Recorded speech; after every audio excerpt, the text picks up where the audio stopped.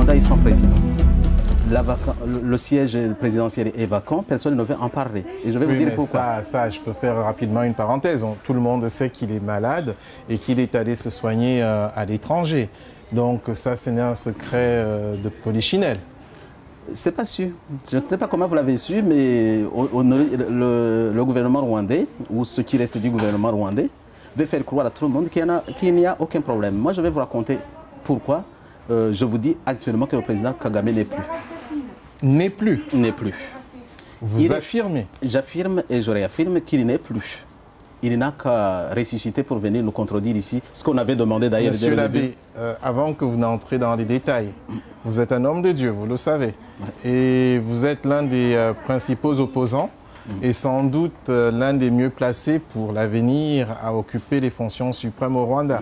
Donc en avançant ces propos, vous jouez totalement votre crédibilité. Je sais, vous êtes au fait. Je suis conscient de ça. Et y compris peut-être des poursuites de la part des autorités rwandaises. Je suis tout à fait prêt. Je vous rappelle que nous avons essayé d'entrer en contact avec les autorités rwandaises, aussi bien à la présidence qu'à l'ambassade. Il nous a été tout simplement répondu que la personne que nous recevions sur le plateau avait le droit de dire ce qu'elle veut et ça n'engageait qu'elle. Donc je signale toujours que les autorités sont les bienvenues sur Vox Africa. Nous n'avons pas de parti, un camp comme dans l'autre. Nous, c'est tout simplement les faits. C'est d'ailleurs dommage, on aurait aimé avoir un contradicteur. Il n'y en a pas. Peut-être que lors d'une autre émission, on aura cette fois la version côté pouvoir. En attendant, c'est l'opposition. On avait pensé que c'était un cancer fulgurant dont il souffrait, mais en fait, ce n'était pas ça. C'était... ils ont dit nervous breakdown.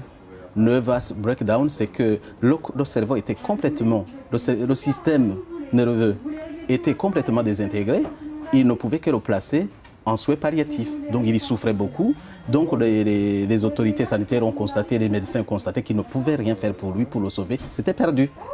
Alors ils ont décidé de le placer en soins palliatifs là-bas. Et puis en attendant la décision de sa famille pour le débrancher. Parce qu'ils avaient établi, et ça c'est l'information, qu'ils ne peuvent pas revenir à la vie. En fait, ils ne peuvent pas le sauver. Donc vous êtes catégorique. Le président du Rwanda actuellement est en état de mort cérébrale. C'est ça.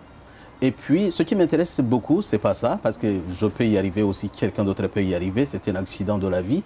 Mais le problème, c'est des conséquences politiques de cela. C'est un président de la République en exercice. Cela se passe, le gouvernement ne dit rien. Voilà ce qui est bizarre.